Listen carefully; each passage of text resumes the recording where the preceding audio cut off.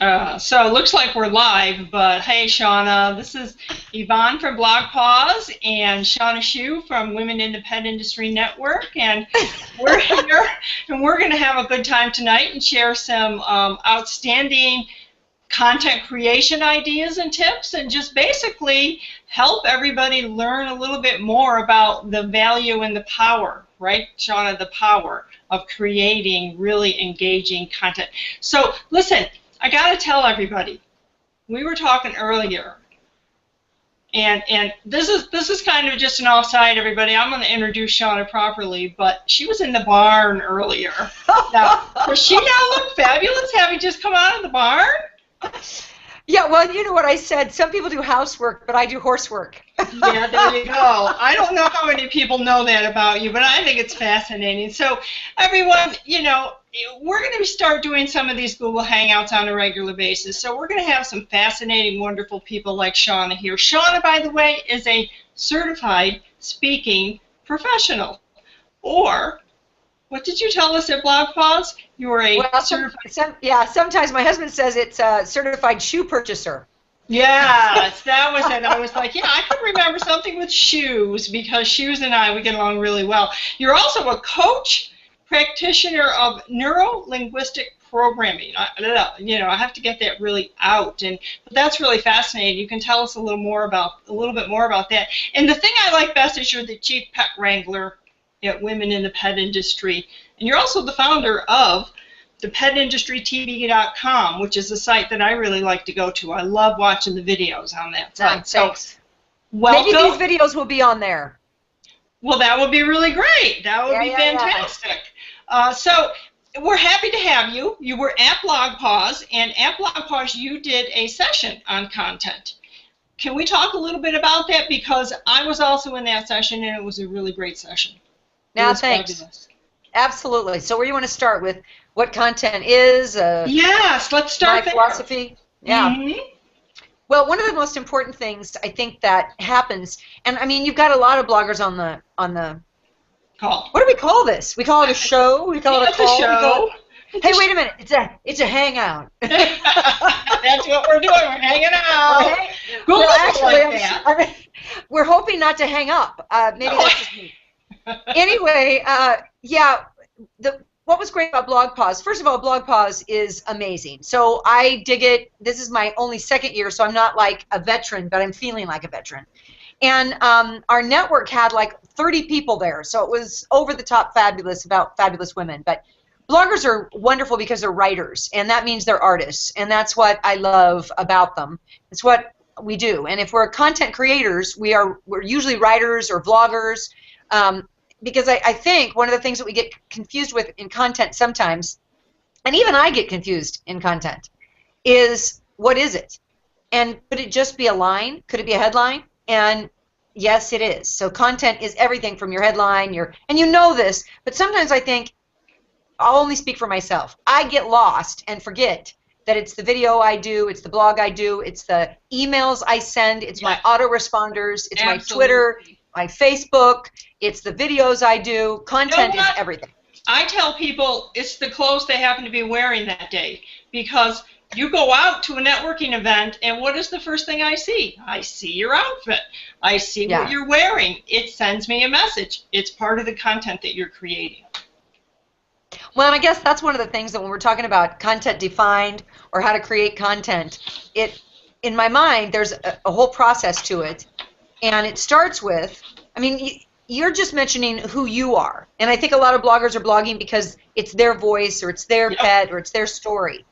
But in reality, if we're going to do this successfully, it would be, who are you actually writing or creating content for? Yes. Yes. Who's your audience? Yeah. One of my I do executive coaching, and I, of course, have gotten coached all my life. And he said one time he wrote a book for one person. That one person was so defined in his mind, he was writing with that one person in mind to say he knew what he would like, he knew what his issues were, he knew what his problems were, and he wrote for one. Now, he sold hundreds of thousands of copies, right. But he wrote it for But one. he knew. Yeah.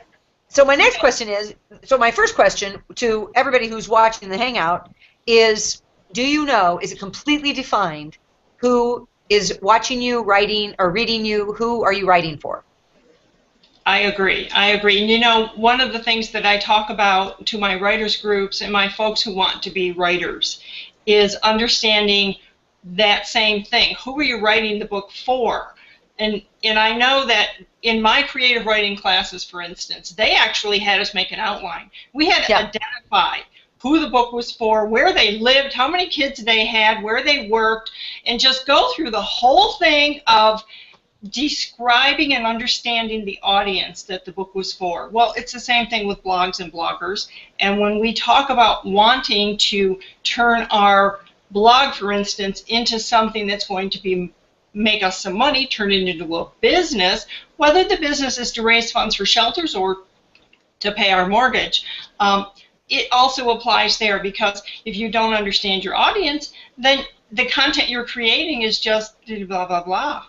Yeah. Well, and I always think that we all know this, because in my membership, I think there are some people, we have every single category in the entire pet industry. We've got a lot of bloggers who are members, writers of novels, we've got lots of artists, but we've got manufacturers, and we've got everything from exotics to equine, canine, feline, you name it, pocket pets. I'm a new rabbit mama.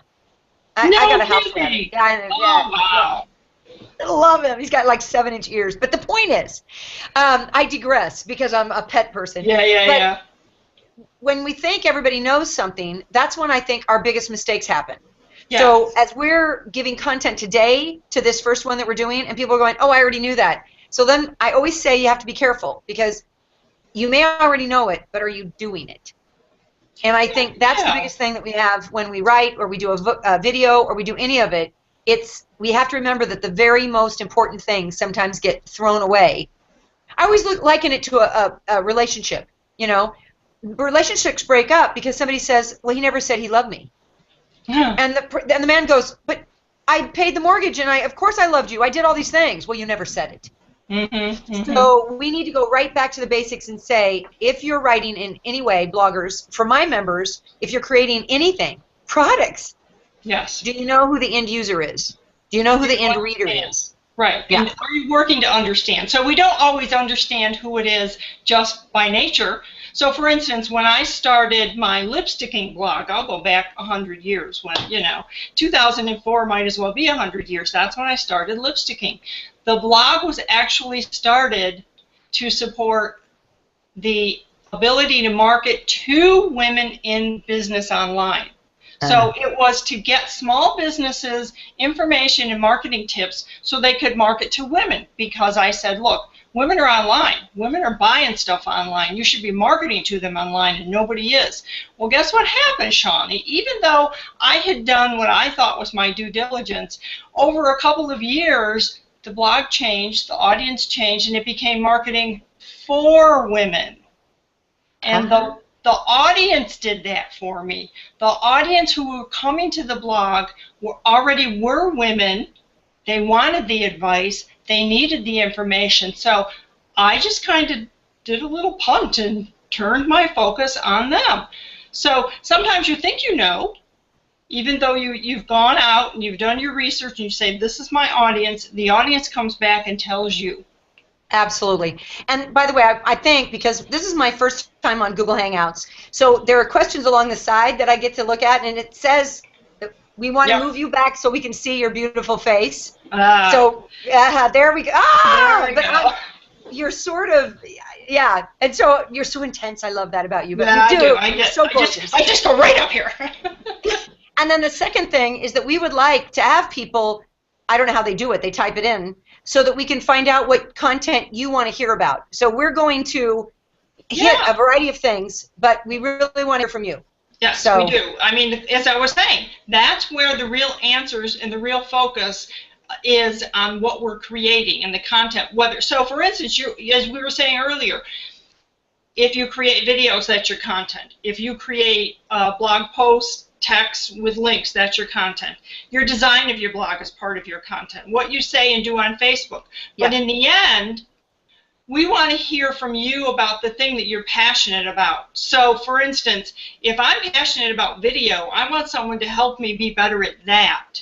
If I'm Absolutely. passionate about the writing, I want someone to help me be. It doesn't mean I'm never going to do video or I'm never going to write if I am doing video, but what it means is there's a certain amount of passion you bring to the content you create, and that's what you and I want to do, is help people ask us the questions so we can tell you where the content and how to make that content more powerful. And I always want to use that word powerful, because content is among the most powerful things we create.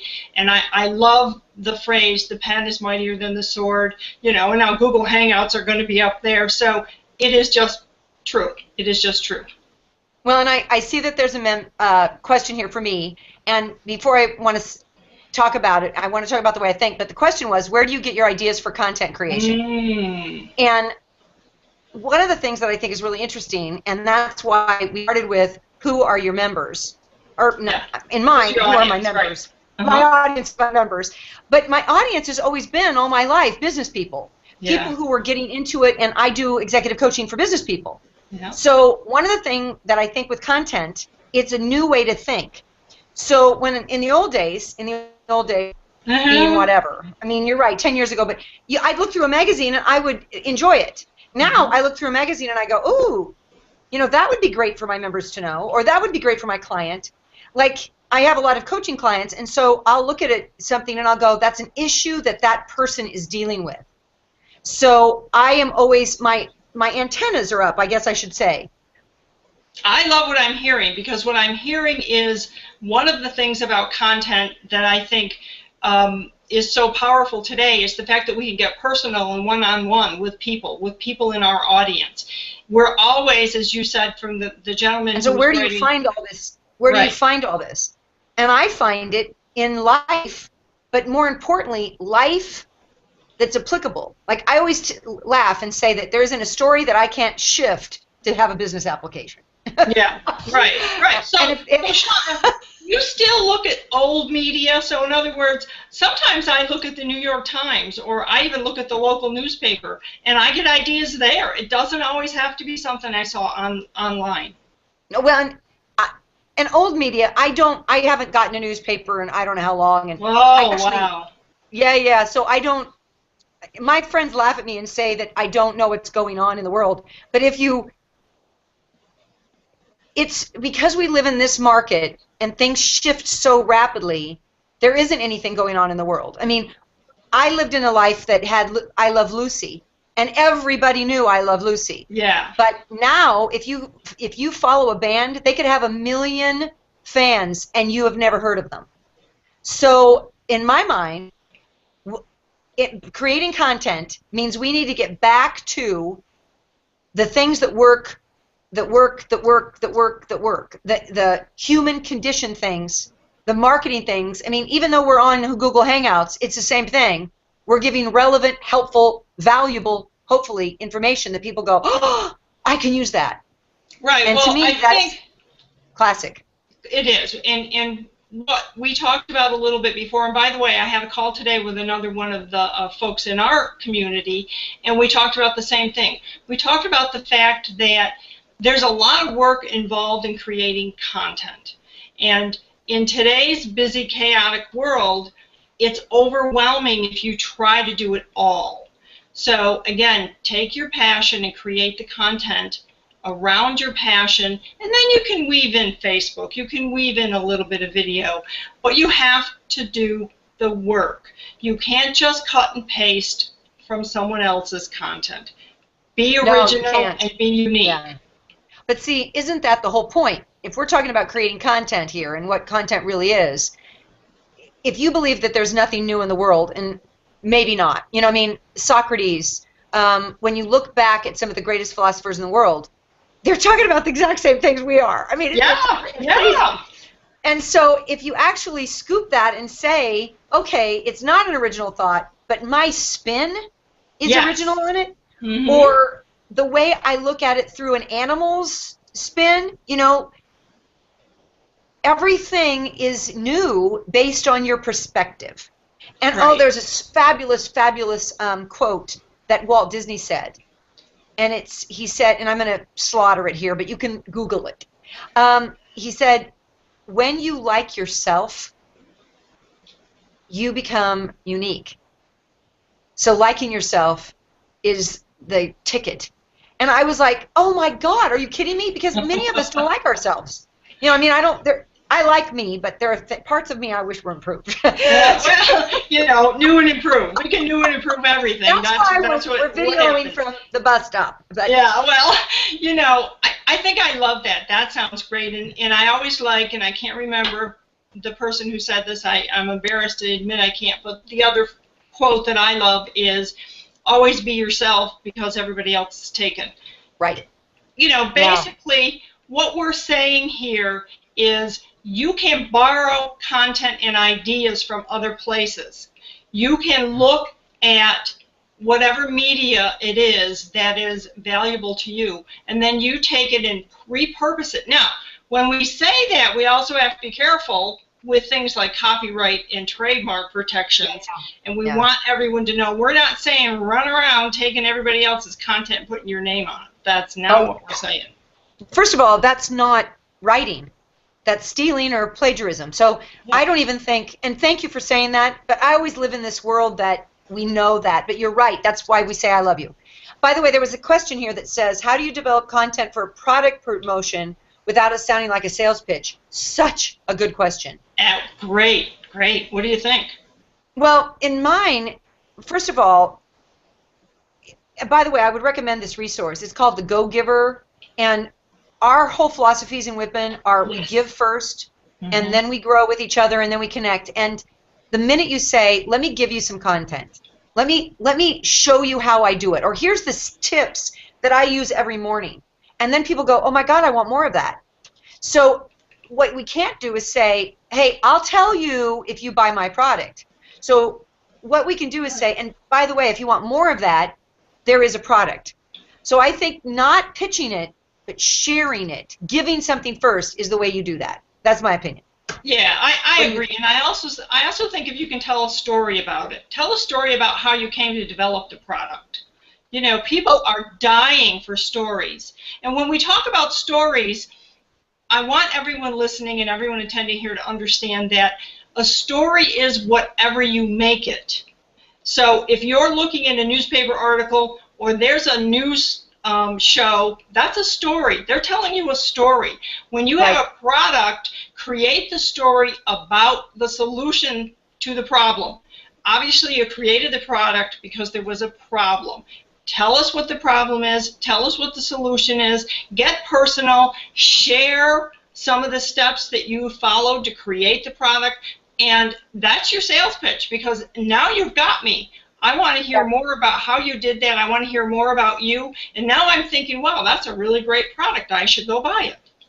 Right. Now, within that, and there's another question here we need to get to, but within that, whenever I'm helping people with kind of their content creation of saying, what do I say, we've got to be careful, and this is just an aside, because we say, and I did it this way, and I did it that way. Right. Well, the best thing for content creation is to say how it impacts the viewer or the reader. Yeah. So you'd love this story, or you need to shift it from I'm this and I'm great and I had this. Absolutely. Now there's a bit of that, but it can't be so much that pretty soon I'm like, whatever. Then I don't want to read you anymore. Yeah. Now, you talked about that in your presentation during the conference, and I thought that was so well done. And it just helps when you're appealing to the other person. Yeah. Okay, so somebody said, how do we be taken seriously as a blogger and having credible sources infused in your blog post to add credibility? Wait a minute. It says, speak to being taken seriously as a blogger and having credible sources infused in your blog post to add credibility. Opinion is one thing, but fact needs to be backed with research. And then Tom says Molly is biting his fingers. Okay, well, Molly is our dog, so she's giving him a hard time. But I'll let you answer that question, and then I'll chime in. Well, I think that one of the most important things, like when I am helping people and we're doing some presentation skills, like as a presenter, which I've done for years, you don't just show up and say, listen to me, I know it all, because who are you and why should we listen? So what you need to do is drop, number one, it could be in your bio at the beginning that adds your credibility for you. Number two, like I was reading up on content. I create it all the time, but I was reading up on it in anticipation of today's hangout. And I read somewhere that if you do content right or well, you are delivering information that makes your reader, viewer more intelligent. And one other I got that said content is about building connections through common interest. But the source was Playster. It's a real estate marketing academy. It was great stuff. And I wanted to make sure and give the source because it's not just I read somewhere. You start to lose it when it's only that. But if you actually say, according to Playster, and by the way, one of the best things is to say, I read this content from somebody else, and I disagree. Or I agree and. Right. And then and not source. But and. Yeah, and. Oh, thank you. So add on. Well, I have to tell you that what you just said is really powerful because you cited something that you read from a website and a source that isn't pet related. So you went outside of the box and outside of the community, and that's what I want people to do. I don't want them to think that everything that they're reporting on or sharing or the content they're creating has to come from a pet site. I want them to look at the bigger world, go widen their horizons, and understand that a lot of everyone who comes to your blog and is reading that content is a person. It's a person. They have a house. They probably have a car. Maybe you don't know that they have a farm and they work with horses, but in the end, you can learn that if you start looking outside of your little tiny circle and doing more investigative reporting and more reading. One of the things I tell people lately is put down the business books and go back to the classics. They will help you develop some creativity in your content. What do you think? I think you're absolutely right. And there's a wonderful book I'm reading right now called Rituals. I'm probably destroying that name, but it's all the writers of all generations and really successful people from Benjamin Franklin on down, people who wrote some of the biggest masterpieces, and it's what they did to write, what they did in their lives. Yes. And so they would read a lot, but they would also go for these long walks in nature, and that's when their ideas would go crazy and come forward. Yeah. And so, but I have to tell this funny story. So this morning I'm walking my horse, I'm doing horse work, and I had to bring him over from the summer pasture back to the arena, and I had this great poem going in my mind, and I stopped in the middle of it. The horse is standing there, and I'm like, how do I capture this? So I had my phone out. So one of the great things that we have that somebody didn't in those eras is that we can capture it immediately. Yeah. And you can capture with Vine and all these resources that we, as we go along, will add more and more to you. Yes. But also looking at what you said, one of the reasons that Whippin is so successful, or why I think everybody should belong, is because the idea behind it was never the silo effect. Like you just said, if everybody's going to the pet industry to get the same knowledge or information, it starts to get diluted, or it starts to get too many people's opinions in the pot. But one of the things as a business person we've done always is we study Disney, not because we were going to have a theme park, but because we want to know how the imaginary people think. Yeah. So I wanted all the pet sitters to be talking to the retailers, to be talking to the grief counselors, to be talking to the PR people. And almost all these women in our network anyway usually came from another industry. Like they were really savvy someplace else and then decided, revolutionary, to change things. We are in the biggest innovative, creative period, renaissance in the world. Yes. Because we all are jumping into the pet industry saying, I can build a product that would be better than the ones I have out there. Think about what we're doing right now. Content is everywhere. Yeah, think about the fact that so many of us are women. Oh, yeah. I mean, and that's where your group, Women in the Pet Industry. What I want to do for just a second is I want you to talk about this Neurolinguistic programming. What does that mean? You're a certified coach practitioner of that. Tell us about that. Yeah, I just finished my master's in it as well. And what it is it's We call it NLP just because I can't say it either. It's actually a fascinating study, and one of the reasons it's such a fascinating study is because it never ends. It's kind of like content. The more neuro is all about how your brain is firing, your neurology, the way the brain works, how it's firing, and the fact it's a muscle. And that's why this study, or neurolinguistic programming, continues to evolve, like the web and every other thing, because research is finding more and more ways to tap into what we're thinking. So that's the neuro part of it. Linguistics is the way we speak. And by the way you speak, even if you say one thing, the way you believe leaks out in your writing, in your speaking, in your video. So be aware that the things that are sloppy in your writing or in your speech come out. And I think that we could get better at that. And then the last one is programming. And I like it the best. It's the thing I can help people with the most. We're programmed. We're programmed to stand in line before we go into the thing. We're programmed by our parents, our schools. We're programmed. I don't know if any of you ever heard this. Make sure you eat everything on your plate. Yeah. To this day, I eat everything on my plate. I'm not hungry. Nevertheless, there are starving people in China. Whatever, And that's programming. And so the way that we can do things differently is you break the programs. And I think that's... And by the way, neurolinguistic programming is great. If you ever have a chance to learn about it, do. But within that, I believe that one of the things that we should do more content on is how to systemize the way you do content. It's not that difficult if you put it into a system. If you read a little every day, or you write a little every day, or what this book on rituals means these people sat their butts in chairs and did their work. Absolutely, absolutely. Yeah, I know. I actually don't eat everything on my plate anymore. I actually broke that. It was like, and I guess the reason's because a lot of the stuff on my plate when I was growing up, I didn't like it. So then when I became an adult, it's like, I'm not eating it. That's all there is to it. But it is a habit. Habit is a tough thing to break, and we definitely need to break some of those habits and get into better habits.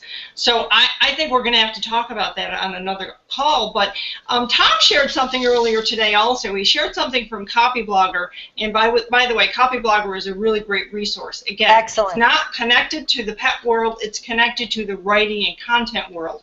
And if you want to be content experts, then you have to look at other sites besides Whippin' and BlogPaws. Gee, it's crazy I'm saying that, but you do. So when you look at Copyblogger, I've actually got it in front of me. So they did a post on the 11 essential things a blog post needs, and basically I'm not going to go through them all. We have the link. It's on Google. We can give it to you. It's in event photos I'm seeing. Yeah. Yeah, and in the end, the thing I like best about it, the very best, I mean, one of the things I don't like about it is the last bullet is be authentic, and I'm tired of hearing about that. It's true, you have to be authentic. We talked about that a little earlier, but I'm tired of hearing about it because if you're not, you're not going to be successful. What I really like about it is use persuasive words, and you talked a little bit today about some persuasive words. I did. Well, I went and looked up, and I was thinking to myself, I'm referring to my notes, which is why I'm looking at my other screen. And by the way, I might say that as a tip. If you're not working with two screens, get the second screen. Oh, it's fabulous. I can't even imagine doing without a second screen. I think one of the things that we got is it's not just creating content. People say, where do you get your ideas? And I know that a lot of people come with what the animals are doing in the daytime, and I do this as well. But it has to be a lesson. There's got to be a lesson in there somewhere. And so some of the words that came up is it really needs to be valuable. And remember, you don't know what's valuable until you know what your readers need. Right. So somebody asked me earlier, how do you know? And I actually listen, which is a concept that's good. Mm-hmm. And they ask me questions. You know, it's like what you guys are asking about. Infographic, wait a minute, how do you approach a company about receiving a promotional? So then you say, okay, that's something to write some content about. Like there are 5 ways to approach a company. Mm-hmm. Or maybe you don't approach a company. Maybe you give something to the company. Or maybe you, on your own, write something for them. and then send it to them and say, I love your stuff so much that I just wanted to put a post and I wanted you to know it. And they're going to come and go, we loved it, so many people saw it. It could be a different way to do it. Yeah. But that would be content, because you just asked me the question. I may do a blog on it, or I may send out an email, if that makes sense. Yeah, I think also that some of the words were, as you said, useful, enhancing, authentic, unique, compelling. Yep. The key here is find your own words, but the purpose of them is they have to be powerful and they have to mean something. You have to know how to use them. So about approaching a company, I can tell them that you need to know enough about the company to approach them. So back in the day when I used to do freelance writing, I didn't just write something and send it to a magazine. I actually bought the magazine. I looked at 2 or 3 copies. I not only looked at the kind of writing they were producing, I looked at the kind of advertising they had, because that told me something about them. And a really important thing that I used to tell people is, you have to sell this to the editor. You may have written the best article in the whole world for that magazine, but if the editor's having a bad day and doesn't like it, you're not getting in. So so make friends with the editor, and then, you know, that's what you have to do with the company. And we could do a whole session on that, but I know we're running into the end of this. Yeah, and we so are. Carol Bryant's on. I love her. She's speaking at the Whippin' Conference. She wrote that down. And I loved the BlogPaws conference. And I think one of the other things is we have a conference coming up, and one of the things that I think helps you with content is actually being places. Yes. Yes. And meeting new people. Meeting new people. And so I would suggest you go to the BlogPaws conference. I would suggest you go to the Women in the Pet Industry conference, August 14th through 16th. In Portland, Oregon. In Portland, Oregon. But the real thing is, because when you're with connection, when you're actually talking to people, I don't know how to explain it. Your mind starts an energy surge. Yes. The neurology goes. So anyway, I just thought I would welcome all of you to come. Yes, so I would also recommend, I will be there, Carol will be there, there will be a number of other BlogPaws people there. Shawna, of course, will be there. She also does Woman of the Year, which is going to be a fantastic closing event. I will say, Shawna, let's close with a couple of really key ideas. So what's the most important thing today that you want them to take away about content? Well, there's 2. One is they need to know who they're writing for, and I can't stress it enough. And I even get lost in that. Know who you're writing for or videotaping for. No.